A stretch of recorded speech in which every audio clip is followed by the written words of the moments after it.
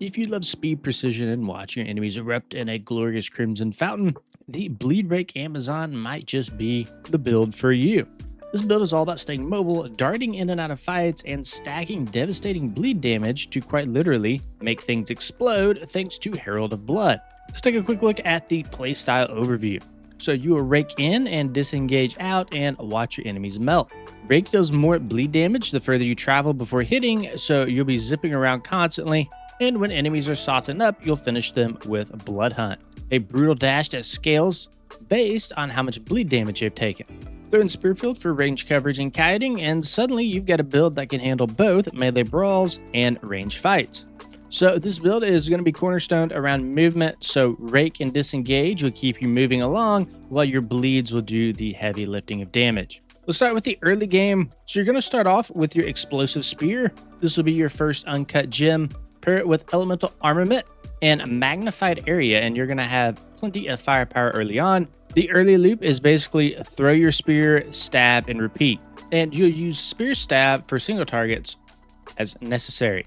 Then you will get disengage, and this is where things start to click a little. So disengage doubles as both a dodge and a damage tool, a stylish backflip that knocks enemies away with a shockwave, and it's going to be great for repositioning or escaping. When paired with parry, it gives you a frenzy charge, letting your next explosive spear leave a nasty dot on the ground. And then once rake becomes available, the build really starts to take shape. This will be your main single target skill for the rest of the game, so combine it with your spear field once you unlock it around level 14, and you'll have everything you need for fast clears, smooth mobility, and powerful single target burst. Now going into the mid game, at level 14, drop explosive spear and swap to spear field.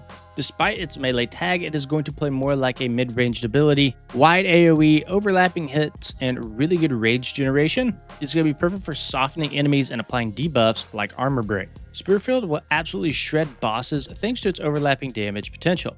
Then there is Blood Hunt. This is going to be your execution move. This ability hits harder the more bleed damage your target has taken. So pair it with Predatory Instinct, which is going to be your second Ascendancy for maximum effect. Up next, you'll add in a Bloodhound's Mark to make your bleeds apply a heavy stun, and you'll start triggering these chain explosions that feel incredible. It also opens up enemies for more bleed-based destruction when linked to Single Out and Rupture. And then don't forget Wind Dancer and Herald of Blood for the sweet evasion boost. It's your best defense when you're zipping around in melee range. In terms of utility and companions, if you do have extra spirit from gear, consider picking up Tame Beast. It lets you capture rare monsters and turn them into temporary minions that grant you buffs like physical damage Rs. It's not mandatory, but it does give you some nice added buffs. Now, everything else in this guide is going to be more focused a little bit more on the late game. So while there's not going to be necessarily a late game section, everything else we talk about is going to keep the late game in mind. Let's go into your core rotation. So for single target, you're going to open with your spear field to apply debuffs and generate rage. You'll use your Bloodhound's Mark for heavy stun and eventual explosion. Dash in with rake, weave in disengage to keep moving and avoid damage. Reapply spear field as needed, and finish with Blood Hunt once the bleed stacks are high enough. Now for AoE and mapping, you want to spam Spearfield and use Disengage to kite or dodge danger. And from there, just keep moving. And of course, feel free to weave in Rake if you do come across some pretty tanky elites and you need some more single target damage. For your Ascendancy build, you're going to be starting with Critical Strike.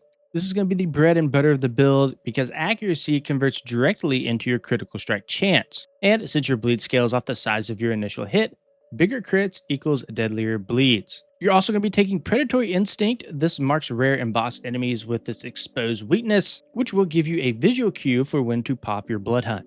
Next one you're going to pick up is Penetrate.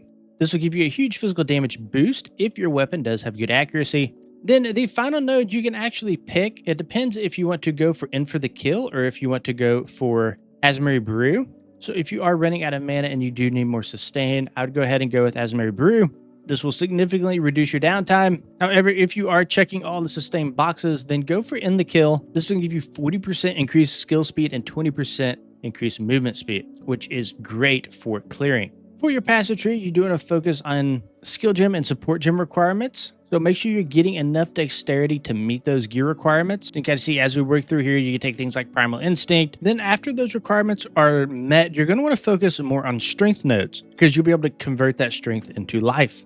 Now, early on in the campaign, you will want to focus on damage nodes such as maiming strikes. Another good one here is going to be versatile arms. This will give you both strength and dexterity. And then directly above that is going to be perfectly placed knife, going to get us a big bump in our critical hit chance against our bleeding enemies. Now, we did say earlier that accuracy is something that you really want to go for, right? Because that accuracy rating kind of synergizes with our critical strike node here with that chance to hit with attacks exceeding 100%. So a really strong node for that is going to be Falcon Dive here for that 1% attack speed per 250 accuracy rating as we continue to stack that accuracy. As your weapon gets stronger, you will come up to the top hand side of this tree. You can kind of see the difference between the campaign and the accuracy tab here. Accuracy tab is going to focus a little bit more on this north side due to some of these critical strike bonus nodes. So we have heartbreaking, we have struck through, and we also have heart stopping. So these nodes will just scale better as we get more accuracy. And one of the main things you want to focus on, at least more in the late game, is evasion rating and also your deflection rating. This is really going to be your main line of defense in this build. So you can take things like enhanced reflexes and a bestial skin, which are going to make you far less likely to get hit. Okay, then in terms of your gear and stat priorities early on, you have to stack both life and resistances. Your defense is mostly evasion, like we said earlier, so the more that you can stack, the better. So a hybrid armor evasion gear is going to help smooth things out while leveling. And for offense, you have to prioritize physical and attack damage, attack speed,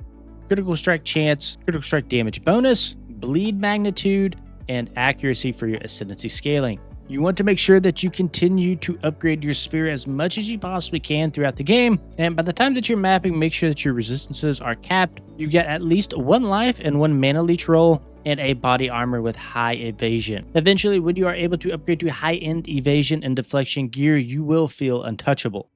Overall, the Bleed Rake Amazon is a fast, fluid, and satisfying build. The synergy between Rake, Disengage, and Spearfield feels very engaging, while Blood Hunt delivers one of the most satisfying finishers in the game. If you guys enjoyed the video, please consider liking and subscribing to the channel. See you guys in the next one.